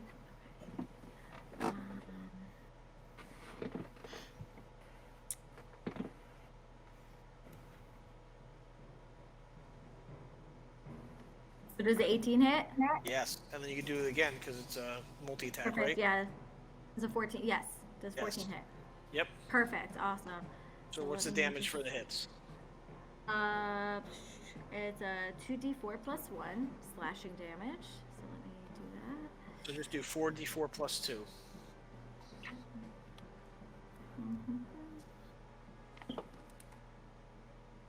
This thing's about to get incinerated. Yeah. 13 So points fucking damage. 13. Yeah, fucking 13 slashing damage, and then on top of that, you need to make a wisdom saving throw. Okay. Well, unfortunately, it doesn't have to make the wisdom saving throw because it is currently being torn apart by this animated straw stalker scarecrow, where it basically just reaches out deliberately and grabs it. It just begins plucking the feathers out of its wings, pulling the feathers out, ripping it apart, and as its wings are trying to flap, it just grabs the wings, snapping the bones of its wings, holding it down, just tearing the feathers out of this thing before just pressing its face into the ground until it suffocates. It is dead. And this came from Zula. Yeah. And it kind of just like turns in this like gnarled grin. All right. So Well, Next. that's heavy metal. I have some things up my sleeve. Next up are going to be the other creatures. They're going to swoop down right in the middle of everybody. And I need Loreno, Zula, and Bliss to make wisdom saving throws. Oh no. Ooh, 11. Oh, thank God. 21. Everybody passes. Okay. Next up in the order is going to be Yorig. Dope. Yorig takes out his so in my spare time I tinkered a hourglass that has a mechanical gear on the inside which just brings the sand back up, realizing that it's a perpetual clock. And I toss that into the, let's go with the top left guy in the center, and we're gonna run through another chaos bolt. Okay. So let me roll that. Is it a D20 plus 7? Bam! Does a 26 hit? Yes, it does. Sick. 2d8, 1d6. You just launch. It's fire damage again? No, I'm gonna make it 2 or 7. It has to be something else. It has to be. We'll make it. Oh, God damn it! I could only make it psychic damage. Okay. You just like launch again this mortar through the air, and it just strikes the creature. And you'd expect it to be a splash or some sort of damage, but it kind of just like recoils, and it looks towards you where it came from, and its head just explodes. Yeah. Next That's up in pretty the initiative- gnarly. Next up is going to be Bliss in the initiative order. Sweet. Coming out of the bushes. Total sneak attack style. Because they can't see. Staying low. With the rapiers. Slashing at ankles. I'm going in. All right. That's a definite hit. Boy, oh boy. Alright, so let's do this. 5 piercing damage. And then what's the sneak attack as well? Damn. Damn. How much is it?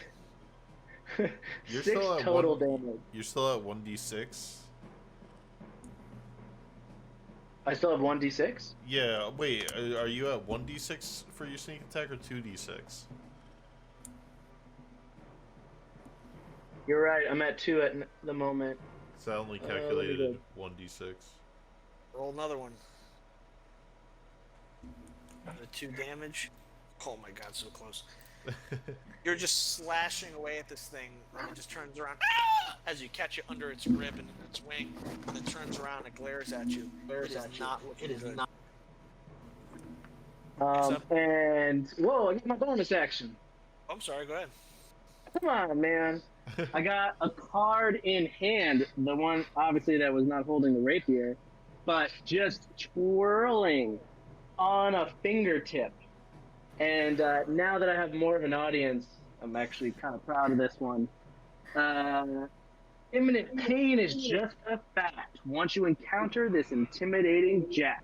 And I'm just gonna toss it on the neck of this dude.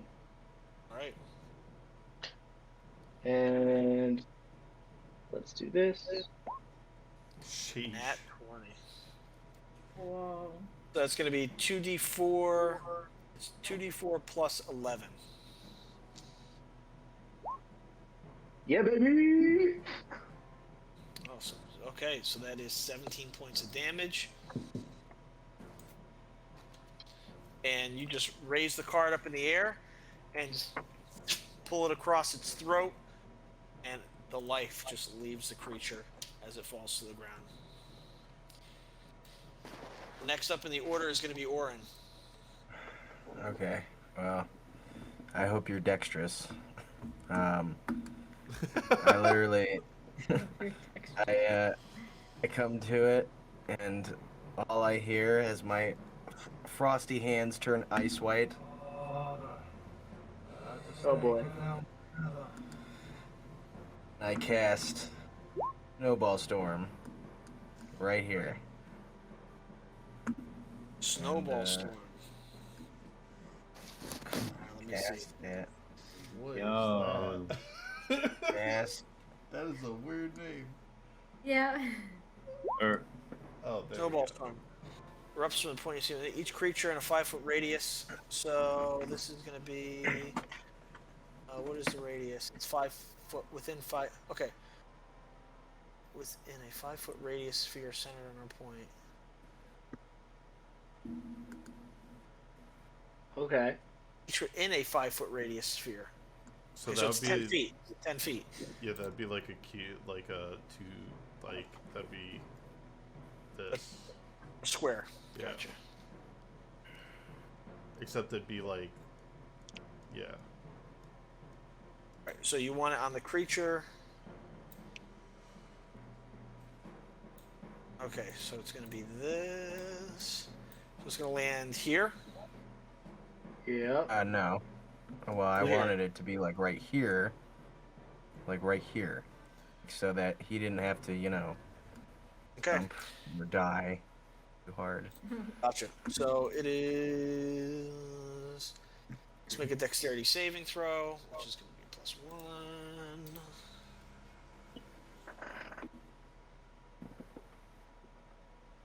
+1. Okay, a 7. What's your spell save DC? 14?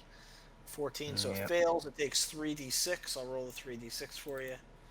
3d6. Sheesh. Holy shit. 15 points of damage to the creature. And as the fog settles and the snowball storm begins to dissipate, you notice that the creature is in fact still standing, yet chillingly still, as it is completely frozen solid. Is that your turn? And I, as a bonus action, embed my fucking axe into his skull. I would say it's part of the same thing. I mean, it's a flavor. So if you move up to it, you could, as part of the same thing, you can shatter it. So I'm gonna go even into my. Sorry, just a lot of clicking around, and boom. You don't need to hit it. It's already dead. You just need to Either shatter it. way. Yeah. Either way, it is dead. It is Wow. doubly Now an dead. ice sculpture. It's what this banquet was missing, an ice sculpture. There you go. So last but not least, okay, so this creature now is dead, and this creature is going to step in between Loreno and Ofrig. It's going to make an attack on Ofrig. This multi-attack. 17 will hit, and then it's going to make an attack on Hope. 7. Sanctuary, make a wisdom save. I forgot. No, Nice. bro. Okay. Is that the same one that you attacked already? What about your armor too of Agathis? Oh, well, my armor of Agathis will mess it up if it hits me. Alright. But yeah, So, it is the if same it one I attacked. So yeah, you're did. right. I wouldn't have it. He did 14 points of damage to Ofrig as Ofrig falls over the stump. And the wisdom saving throw? No. Because Dylan's right. If I attacked while I have Sanctuary, it ends. Okay, gotcha. So. 7. It rolled a 7 against you, so it missed. That misses. Gotcha. Nope. What a tattletale, Jorg. Fine is up is gonna be Kashta. I also knew Okay. it. I was gonna see if it could slide. Seeing how my good friend Bliss, who's been very, very good at metagaming in character, has reminded me that this is a banquet. I will use my bonus action to move the sphere across the dining tables, lighting them on fire. Okay. Because that food is still sus, and I don't believe anyone's eaten it or drank in it yet. Okay. And then, as my frog action, I would like to move him, since he's so big, move him to the left side of Orin here, and then jump behind this creature in this open space. Because he can. Oh, does it? It's The 30 jump. feet total. The jump won't be an additional movement. No, it'd be. Okay. He can make it about here. Oh, so can he land in this 4-square area and still Right attack? there. Yeah, and then make a gulping bite attack against this foul, whatever it is, Okay. that it's gonna be is unaffected by holy water and Making that silver. advantage because everybody is flanking it. And that 20. Oh my god. Okay. And it is 1d6 piercing, so it'd be 2d6 pierce plus 2. 11 points of damage on this last creature. and it is just going to rear up, and just its tongue is going to wrap around this this creature's legs as it's kind of like gnashing away. It's trying to pull out of the creature's mouth, and it just swallows the last creature, its gullet. Yes. Is it dead? Yeah. Okay, It as is? Flair, because these things only last for a minute anyway, since I didn't use my attack, I only used my bonus action. Can I run over to the creature and skewer it through the bullywug? Okay. Okay. I also regained 8 hit points just for HP tracking because it died. Okay. So go ahead and make an attack on the giant frog. Oh, yes, I can just do that from my character sheet. Ba-da-ba-da-ba. That is a hit. Okay, so I don't... Do I have to do damage too? Oh, yeah. 3. Well, no. You click it again, right? You Yeah. click... That's what we In the do. chat, the scimitar. 7. Slashing damage. Doesn't kill the frog. You just embed the you're using what, the scimitar? Scimitar, yeah. Scimitar slashes the frog. The frog turns towards you. It is going to make a attack against you now. Oh, no! I thought it was friendly. Oh wait, dude, it's gone You in a just minute. We got. stabbed it. Oh, no! I might have killed myself, guys. I thought this was, okay. Yeah. Oh! No, mage no, armor. It just hits. It just hits. Mage armor? I think so, because it's, Oh, yeah, it's 15. 13 Yeah, plus your dex, so it just hits, yeah. You are so dead. So dead, Well, dude. so unconscious. We're at a banquet with food, and you got greedy. Yeah, I did. I was gonna eat the frog leg after. 7 points of damage. Yeah, I'm not conscious. Okay. I was trying to be like Orin. Okay. If I look around, are the vampire people who set up the food still here? As far as you can tell, everybody is gone. Alright. Are we still in I'm gonna- initiative order? We are still in initiative order. Okay. So Okay. Oh, okay. it's gonna Sorry, be guys. Hope is next. Yeah, I'm gonna dice this MF thing up. Okay. Yeah, going on it. It doesn't have hex or anything, but double attack. For 17, It's a hit. 7 points of damage, and a crit with a 28 Okay. A lot of crits tonight. for So many. 20 points of damage total. Okay. You slay the frog, and the frog just disappears. Magically poofs out of existence. No frog leg? Oh, it's a magic frog, dude. No! I want to run over. Well, I'm just gonna start like trying to help up Kasha, even though my action's used. But all right, I'm done. I found a way to roleplay my player mistake. Okay. So Are we out of initiative? combat. Yep, combat is over. Okay. Can I go over at this point, since combat is over, to Kasha and use my last spell slot of healing word on him? Sure. You're the best. Wonderful. Yeah, got you. It's 2d4 plus, I think, what is it, your spellcasting modifier? Yeah. 2d4 plus spellcasting modifier, which is a 3. Oop. Where is this? Okay.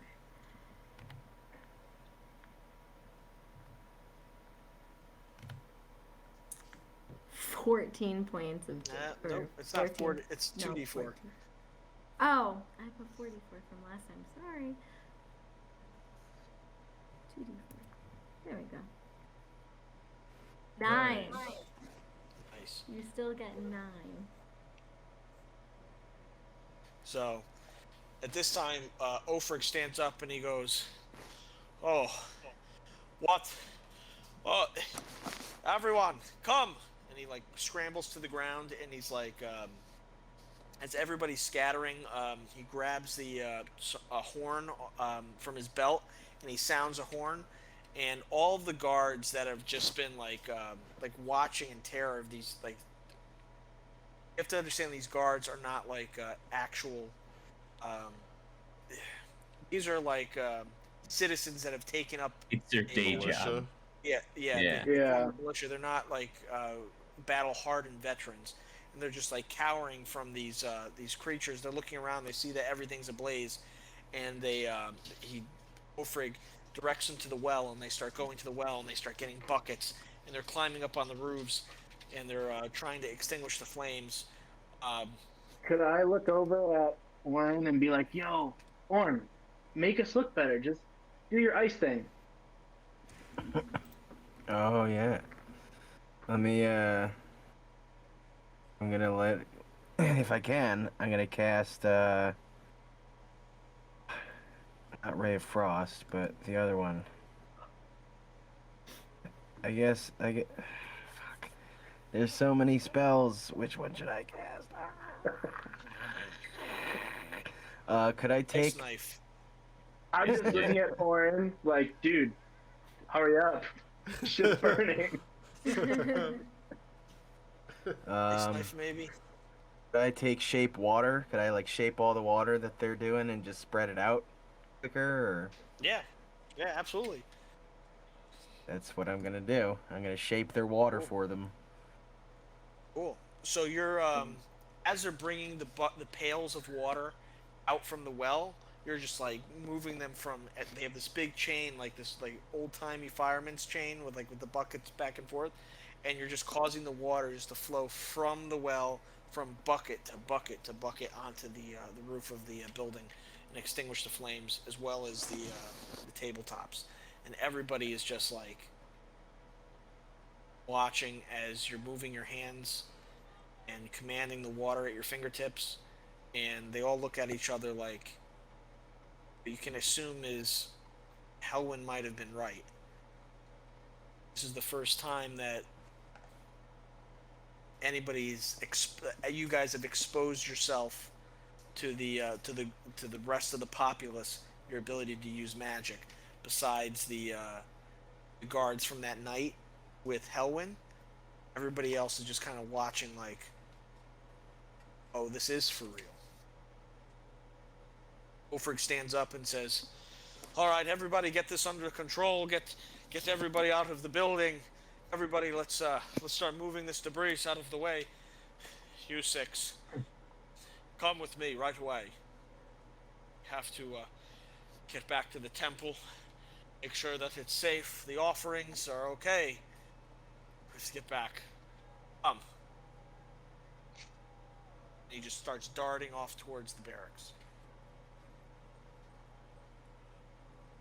I would walk up to Bliss and proclaim that I did not know what the frog would do with this in my possession, and give him back the idol of Hemoth. You should hold on to this for me. Yes. It seems that the gnome is making me go through quite the task to get my bag done. And I'll just take my my idol back and put it in my fisher pack. Discreetly. I want to go over to Hope and just say, yeah, I have another one for you if you need it, and give him a good berry since I had 4 left. Yeah, no, I'd take it and just say, thank you, I think we should go, and begin to walk off towards where Ulfric is going. So some of the guards come over and they're like pulling on your sleeves. Come help us extinguish the flames and get the people to safety. To me? Everybody, like you just see everybody's just panicking. I take out my jug of alchemy and just start dumping my 12 gallons of salt water as wherever I can. Okay. So he's just like lining everything with water and making the ground nice and wet and soft stopping the flames from growing forward. Um, for the most part, Orin commanding the flames, the ground being wet from Yorig, uh, they're for the most part extinguished. The tables are definitely extinguished.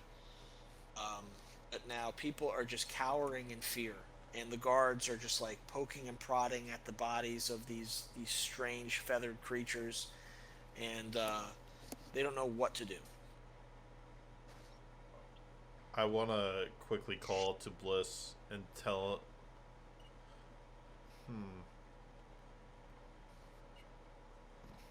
Probably, yeah.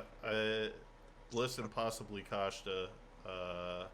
Just to the group, but call it to you guys specifically and say, I have a funny feeling about Ulfric. Would anyone care to follow me to the chapel? I can explain along the way. You mean the temple or the chapel? Yeah, the temple. The temple, right? Dude, I too am it very was literally uneasy on my about this. mind, so I'm just like Okay. as fast as I could on your heels. Literally on my mind. I start following too, Same. just because I'm curious of everything that's going on. Yeah, it was like a direction out to the group. I was just like pointing out Okay. Blish and Kasha because I was like sneaky and has a Yeah. way with manipulation.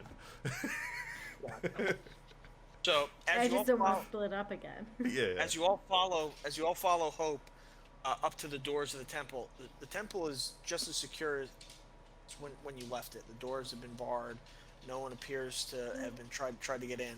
Everything is seems to be in good condition, and Ulfric is nowhere to be found. Are there like window panes? Yeah, there's some window panes. Could I open the door? Door is locked. Could I open the door? Could I do the rogue thing? Sure, if you want to, but it's a barred door. There's a large wooden bar behind the door. I see what you're saying. And I would have recalled seeing that as leaving the temple the first time. So, but let's just let's just call this session here. Okay. It's been a funky session. I see everybody's tired, and we had a rough start today with all this stuff. So let's just call this a nice little let's call this session a little early, and let's get rested up for the next session. But let's do a quick recap of what you guys accomplished. You guys escaped the vampires. You guys witnessed the execution. Were ambushed by these winged creatures, and you notice that the same bartender from the clubhouse was down orchestrating, or at least putting together this banquet and speaking to several of the guards. Ulfric ran back towards the barracks, and that's essentially where we left off.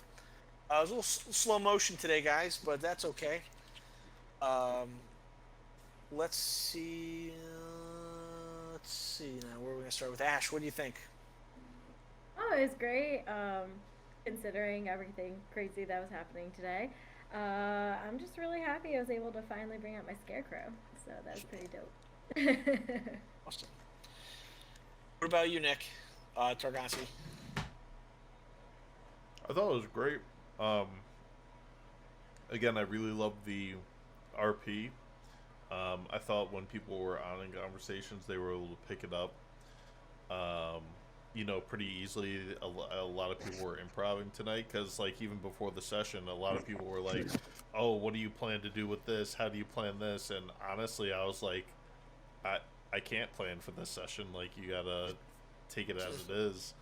But I don't know if this was intentional either. But this Ulfric guy, the fact that Orin conveniently was getting charmed at the same time where Orin was asking questions. I know the charming might have been from the Harpies, but who's to say it's not from a vampire?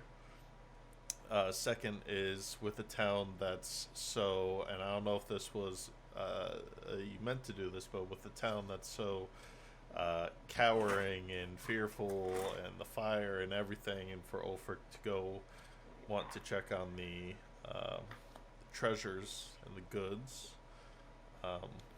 It's a little curious. Very much so. What about you, Nick? Yeah, I thought whoever it was, that Shania Twain looking chick that came up and tried to, "You're the one I love." And then I was like, dang, dude. Yeah, I don't know what that's about, but it's happening. I think Orin is in there. But honestly, I think it was a really good role playing, really great action sequence, and snowballed your ass, dude. That's it. Tim, what do you think?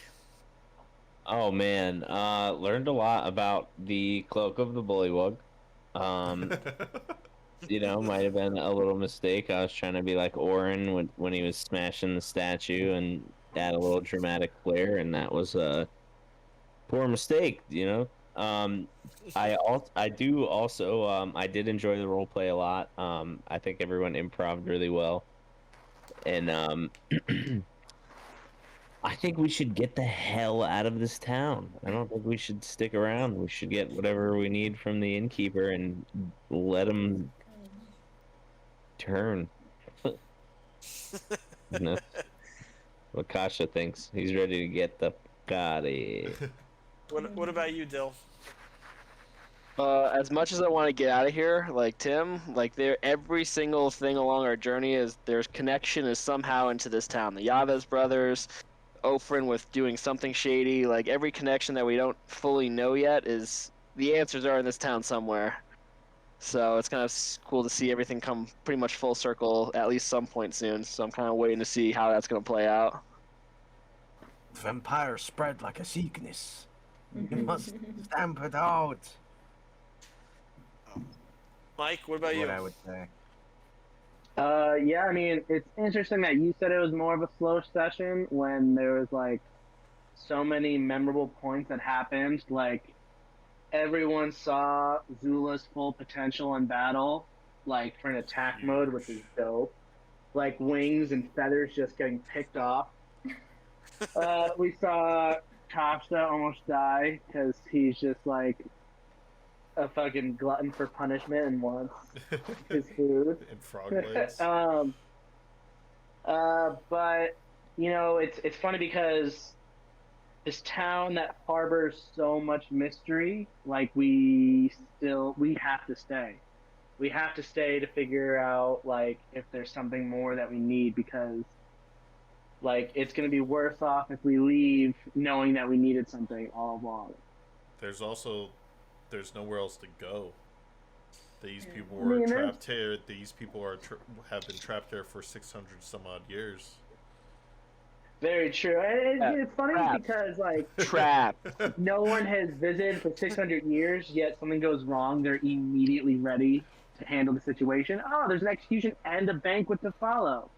Like, yeah, I'm sorry, but if you haven't had anyone visit in 600 years, like, you don't have plans ready to go. You would have to take a week to be like, oh, I don't know, execute next week. We did disrupt the factions, right? Like, so there's the father Very faction, true. which is super powerful, that has now come to an end. So the vampiric faction might just be like, oh, time to dominate. The main threat that was holding us back before is gone. That's how I saw it. Very true. Very true. There's Taking definitely the a chance. connection with all of it. Oh, before I forget, Dorg, what are you wearing, like a jacket, or do you have like a satchel? Or Just what is he wearing? Like, describe to me what he's wearing. oh, Does he have like a trench coat with deep pockets, or what? Ooh, what are you wearing, Yori? I come from humble backgrounds, so this is just a very simple, mere commoner coat with just pockets on the insides, outsides. It's almost like a cargo jacket. During combat, You noticed there's something else in your pocket that you know you didn't place there, but you didn't give it a second thought while you're in the middle of combat. You notice that there are two small scroll cases that have been placed in the inner pocket of your jacket. I'm Can he- picturing. We can wait until next session to deal with that, or we can take an extra 5 minutes and we can reveal what's inside these scrolls. Did you put stuff in my? There's no handout in my jacket. Let's, it right let's now. keep it. What has it got in its nasty little pockets? Wow.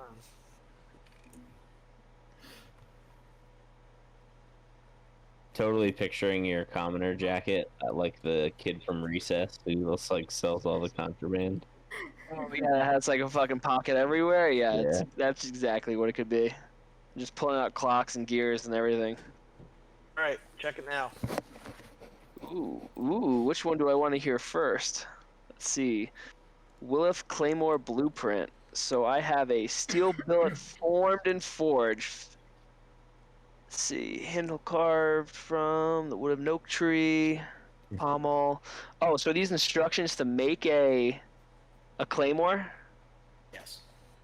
Dope. A will lift claymore. Somehow they ended up in your pocket. So why don't you read off the ingredients and what you need to build it? All right, so to make there's a lot of things. So to make the steel billet, which I'll probably get help from Hope, we need some Trent charcoal lit by magical flame, handle carved from the wood of an oak tree grown in soil infused with silver filings. Oh, we have that. Stained in the bile of a giant frog and dried under sunlight through the stained glass window of a hollowed building. The fuck? Where are we gonna get Hallowed. that? In the pommel, we need a gemstone worth of at least 1,000 gold pieces, torched Have by an that. elemental, and then once we construct it, it has to be dropped off a cliff at least 500 feet in height, rinsed in magical water. Well, we have the whole We have all of that. We're on a cliff. We're on like a fucking mountain. This is fucking hysterical. It's a process, okay? And then I also have the. Who was near you in combat? What are you talking about? Who was near you in combat? No, I was out in the outskirts of combat. Oh yeah, so just stuff happens to go in your pocket. Don't question things. As the scientist says. Yeah. what am I, a scientist? And the second one. This is actually gonna probably bother me, so I have no idea where it came from. The Ring of the Hidden Dirk. Let's see, a ring crafted using a dagger ground into filings, mixed with molten gold, cast in the form of a ring, polished using ground snail shells, sand, and water, etched with the emblem of a dagger. The inlay has to have a gemstone worth of at least 1,000 gold pieces, formed from hoard of a dragon. Once it's constructed, it has to be thrown into the air and shot through the ring with an arrow. Put on the finger of a humanoid creature and then cut the finger off with a dagger, removing the ring. This is great. And then you have to cast Lesser Restoration, holding the finger in place with the ring still on the finger. Wow. Can you drop them in the chat? I had I'm gonna put all of it in I had everybody's a thing. theory about the claymore, but that one just threw me for a loop. Actually, wait, no. Wait a second. Theory. These items have already been crafted. Ulfric has the claymore, and the innkeeper has the blade finger. But that's the thing. These are blueprints, and the But- town like despises that, except the gnome, which is Norm. I know, but To make it more something about that claymore, the fact that it has to be on hallowed ground, rings out like paladin-esque vibes.